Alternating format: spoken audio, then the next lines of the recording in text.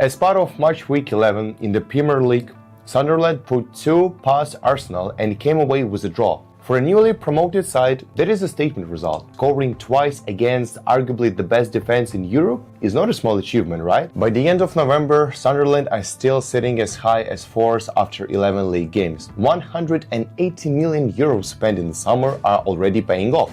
The new captain, Granit Xhaka, has become the leader of the side. The team looks solid at the back and threateningly in front of goal. And today, I want to talk about 5 more clubs that have seriously transformed themselves in a short while.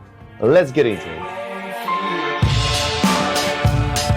Max Allegri's return to Milan didn't look like the start of some miracle. On paper, the progress is incredible.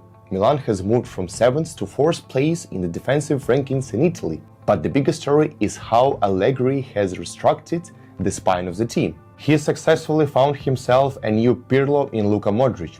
For Allegri, a playmaker of that caliber is priceless. His sides rarely play free-falling positional football on their own. A lot of the creativity is delegated to that genius in the midfield. Modric has taken on that role so well that he was named Serie A Player of the Month for September. Add Christian Pulisic's great form, and suddenly Milan look like a serious opponent again. I don't see them finishing 8th like they did last season. They are not back to very top yet, but they are already moving forward in the right direction. After 46 years, FC Paris are finally back in the top tier of French football.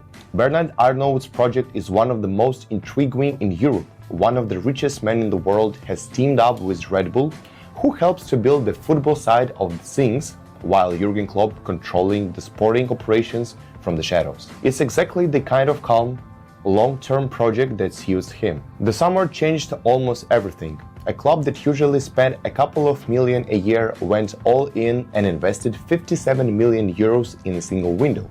It's not a crazy sum for today's standards, but ambitious projects are supposed to grow step by step. Among the better-known signings are Otavio, Kane and Trapp. The team is coached by Stefan Gilly, who took Paris up into League One with almost no resources. Now the same coach suddenly has recognizable players at his disposal, and if things go well, real stars could follow. At the moment, Paris sit 11th in League One, and given where they started and how quickly everything has changed, what an excellent return. At Manchester United, Rúben Amorim's footballing philosophy has finally started to deliver. Early in the season, it looked like a disaster. The results were awful, the performances were disjointed, and Amorim himself came across as permanently miserable in interviews. But October changed everything completely. United played 3 league matches and won all of them. 2-0 against Sunderland, 2-1 against Liverpool, and 4-2 in the match with Brighton. As a result, Amorim was named Premier League Manager of the Month. Seeing his reaction, he was finally looking genuinely happy, thinking that the award was really for the players and that his only focus is always the next match. Individually, there is a clear progress too. Casemiro is fully recovered himself after a poor spell, Mason Mount has been showing excellent results, Bemo has turned into the best signing of the summer, and Bruno Fernandes has finally left his thoughts of Saudi money for better days. In November, United have already drawn with Nottingham Forest and Spurs, but from a footballing perspective, those results are nothing to be ashamed of. United are still not an elite side, but they finally look respectable again, and that alone is a big step forward.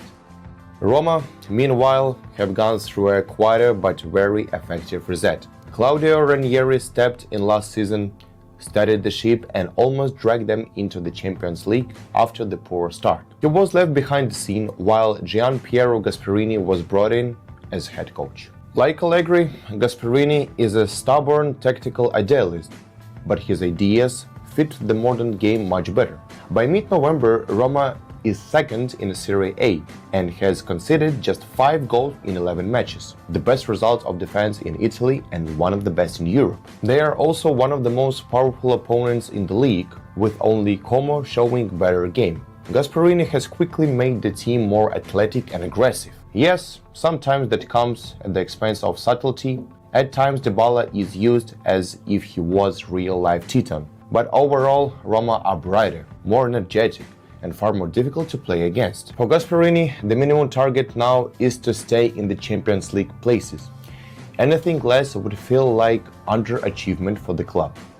And then there is Pep Guardiola and Manchester City. Among the true elite, Pep is arguably the only coach who constantly and successfully reinvents the football of his team. The recent match against Liverpool is just another reminder of his excellence. It felt like a repeat of that famous match against Real Madrid, only this time the dominant side actually got their reward. Again, the emphasis tilted toward the left flank.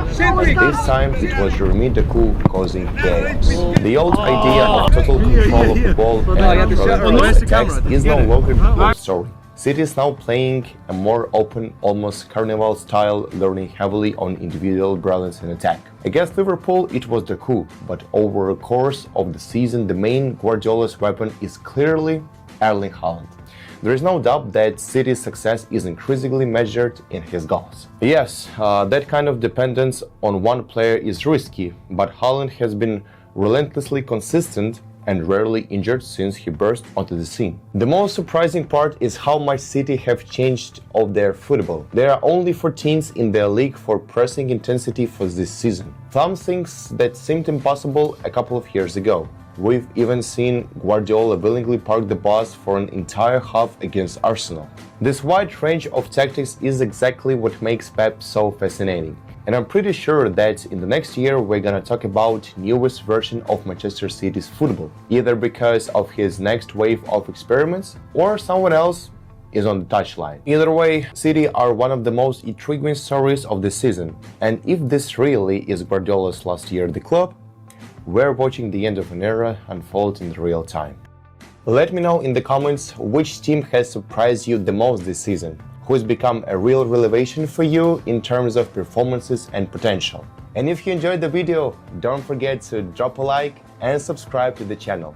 See you next time.